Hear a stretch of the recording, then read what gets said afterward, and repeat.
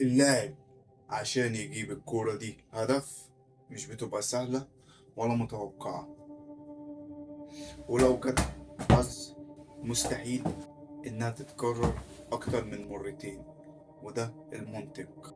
بسم الله والصلاة والسلام على سيدنا محمد عليه الصلاة والسلام. أما بعد، يعني إيه الكلام ده اللي قلته في الفيديو؟ بسرعة وباختصار وفهمني ضروري. استنى، متستعجلنيش، واحدة واحدة. أنا اللي بقوله ده ايه ده؟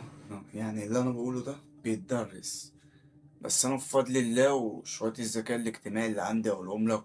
الثواب والاجر عند ربنا يعني. مش عايز منك حاجة غير حاجة واحدة بس، تخلص من الانانية و... وتعمل لايك والمشاركة دي، يعني لحد محتاج الفيديو. تمام، يبقى انت كده اتخلصت من اول عائق، وهو الانانية. أعرفكم بنفسي، أنا عمر، اللي مش عارف. خلينا متفقين إن أي شيء وصل ليه الإنسان عايد على الماضي، سواء نجاح أو فشل. بمعنى إنك كان عندك مثال، يعني حصالة أيام الكورونا، والحصالة دي يعني ساعة الكورونا كنت بتحط فيها كل يوم مبلغ سيام ما، يعني أيا كان بتحط فيه كام. وجيت فتحت الحصالة دي دلوقتي وأنت معايا في الفيديو. النتيجة اللي هتطلع لك دي آه، أعمالك القديمة، سواء حوشت أو ما حوشتش. اللي أنا بعمله، سبتك تفكر معايا في موضوع أول الفيديو، وجبت لك إحساس بالذنب إنك ما حوشتش من وقت الكورونا. إيه ده، هتجننا ولا أنت مجنون؟ لأ، أنا بالعكس هخليك تستخدم الإحساس بالذنب ده كوقود إنه يحركك من دلوقتي، وهرتب لك الأفكار الأهم والمهم.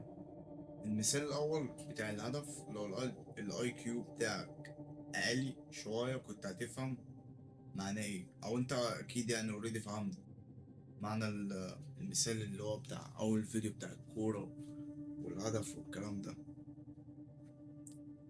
ان هو اي هدف محتاج ممارسة، مفيش حاجة بتيجي حظ، ولو جت حظ مش بتتكرر، بتبقى فرصة، او بتبقى حاجة كده من عند ربنا، توفيق يعني، توفيق من عند ربنا. بس اللي انا جاي اقوله لك ده، يعني احنا هنسيبنا من الحظ دلوقتي ونخلينا في المنطق اللي هو الواقع، اللي هو الحاجة 1+1=2. بص، أي شخص مريض بالفشل فهو على طول عنده كركبة في حتة معينة كده: أدواته، دولابه، هدومه، صحابه، أهدافه. عنده صور سكرين شوت كده، يعني الحاجات ممكن يموت وما يفتحش الصور دي. أنا أقول لك على حاجة مهمة: ابدأ من دلوقتي حالا، لسه عندك فرصة. ولو خايف من الموت يبقى موت وانت بتحاول، وده ليه يعني أجر عظيم عند ربنا، وهو جهاد النفس، انك بتجاهد نفسك دلوقتي. وانا مش جاي اقولك يعني مسببات الفشل بس، انا جاي اقولك نعمله فيها ايه. بص يا معلم، انا عايزك تسيبك بقى من الاسلوب وتركز على الطريقة يعني عامة، يعني في اي حاجة تشوفها تتعلمها، حاجة جديدة، حاجة لقطتها. سيبك من الاسلوب وركز على الطريقة، طبق الخطوات دي. تمام، ده أول بند يعني المفروض نشتغلوا عليه كلنا. مسببات الفشل كتير، يعني حاجات ياما من مسببات الفشل، بس النبتة والبذرة بتاعة الفشل بتكون الصوت السلبي اللي في دماغك. فاحنا بالتالي هنتعامل ازاي مع مسببات الفشل اللي عاملين لي ادمان للسوشيال ميديا، وان انا انزل حالات، وان انا متشتت على طول. بص، اهدى، خد معايا كده نفس، عشان اللي جاي بسيط ومفيش ابسط منه. ولو انت عايز تصعبه على نفسك هتصعبه على نفسك، انت واختيارك. انا جيت لك رسالة من عند ربنا، جاي اقول لك في كذا، هتطبق كذا، 1+1=2. انت بقى شايف ليك منظور تاني، فدي وجهة نظرك وتحترم برضو، بس دي افتكر ان هي حياتك. انا جاي اقدم لك حاجة كده اسمها طوق نجاة، يعني اللهم صل على النبي، كده حاجة اسمه الطريق الصح يعني.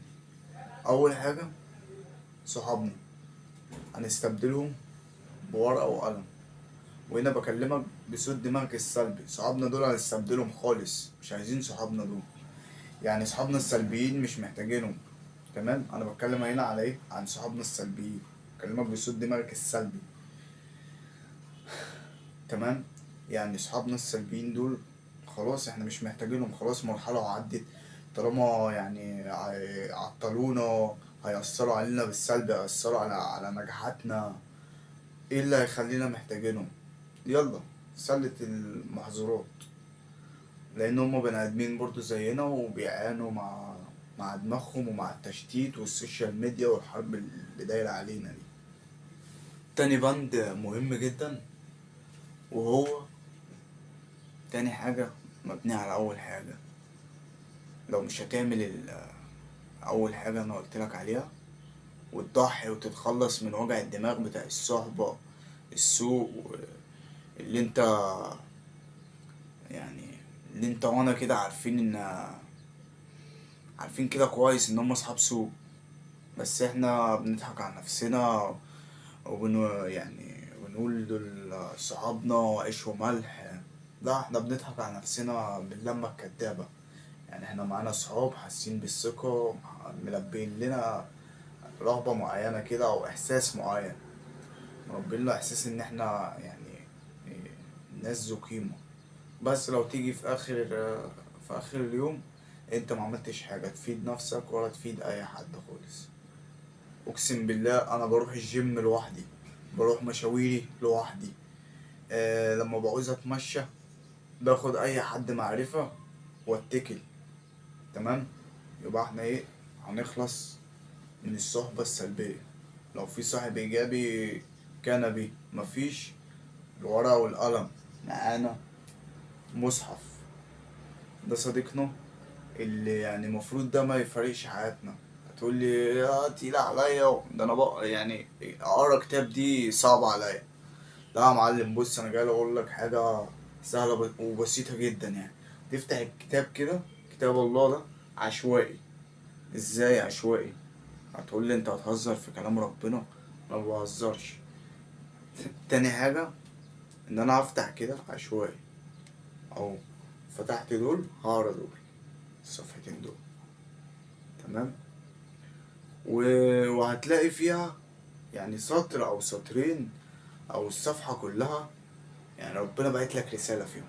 بس افتحها انت بالنادي، قول يا رب ابعت لي رسالتك وانت بتفتح المصحف. انا بكلمك اهو خطوة خطوة. اه يعني ما ينفعش نبني الدور التاني واحنا ما بناش الدور الاول. اكيد يعني مش هنبني على الهوا، لا لازم نأسس صح. عشان لو ما أسسناش صح، اللي احنا بنيناه كله ده هيقع فوق دماغنا. فاحنا نشيل الراتش ده كله ونبني حاجة جديدة، حاجة مكانتش موجودة قبل كده. هنعمله حاجات جديدة، في حاجات جديدة جدا ممكن نستمتعوا بيها.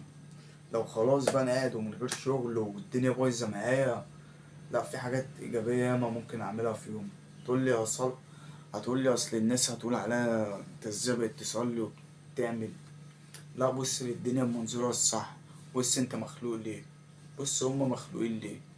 المهم، بعد ما نخلص بقى من اللي كانوا صحابنا وهيجرجرونا للرذيلة، وهيجروا ورانا على فكرة، يعني هيجروا ورانا عشان يخربوا حياتنا تاني، واحنا مستقبلا كده هنخيرهم هنخيرهم برضو، يعني ما بين طريقهم وطريق الحق. اه، ده اسمه طريق الحق اللي انا بتكلم فيه ده. ما اسموش طريق الصح، اسمه طريق الحق، هو ده الحق. والحق حق ان يتبع. بس احنا بنعود نفسنا الاول بالخطوة التالتة، وهي تالت حاجة مع اصحابنا الجداد اللي هما الورقة والقلم. هنرتب دماغنا ونطلع التراكم الذهني اللي عندنا ده ونكتبه حاجة حاجة. تمام، اهو انا مثلا هكتب ايه؟ انا في حاجة مزولاني من فلان الفلاني وعايز اعمل كذا، وعايز احقق كذا وعايز اعمل كذا، واحدة واحدة. محدش يعني عايز تطلع الدور ال13 او ال14، مش هتطلع طيران. واحدة واحدة، اصبر. هتلاقي نفسك عندك عوائق في السكة وكده، استحمل. انت النهاردة بتتغير. انت النهاردة كنت بني ادم عايش عشان حاجات تافهة خالص، لا انما انا دلوقتي حاطط هدف قدامي، عايز احقق هدفي، مش عايز الفشل اللي انا كنت فيه. هتقولي البلد وظروف الدنيا وظروف الدين، هقولك ان الله لا يغير ما بقوم حتى يغيروا ما بانفسهم. يعني انت ايه مش هتتغير؟ يعني ربنا مش هيغير الدنيا حواليك حتى تتغير من نفسك. صلاة ورا صلاة ورا صلاة ورا صلاة. غير الصلاة في حاجات بعد الصلاة بتتقال، في ذكر بيتقال، في ورد مفروض تقراه في يومك. انت كمسلم، انا بكلم اخويا المسلم، فانت لو اسست دينك صح، الباب الاساسي اللي انت قافله خالص وطفيه خالص وماشي ورا المتعة اللحظية، وركزت في المتعة الحقيقية، والله لذة عبادة ربنا جميلة. يعني هتمشي ورا الناس هتتهان وهتتذل، ولو مش هتتهان ضرب والكلام ده مش قصدي على كده، لأ، هتتهان اللي هو هتتهان في مشاعرك، في إحساسك، في جلد ذات، في أيا كان سيام، أيا كان ارتباط بقى، واحد صاحبك متلاقيش جدع، لأ، ربنا القرب منه بيعلي، مش بيهين ولا بيهزل. بس وده الجزء الأول، عشان ما نكونش بس طولت عليكم و...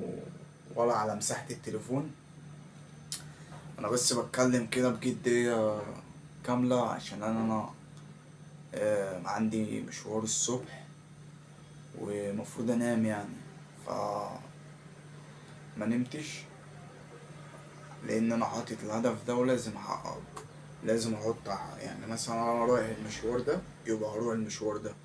هنام، انا عارف نفسي، طالما انا ما نمتش كويس مش مش هقوم في ميعادي.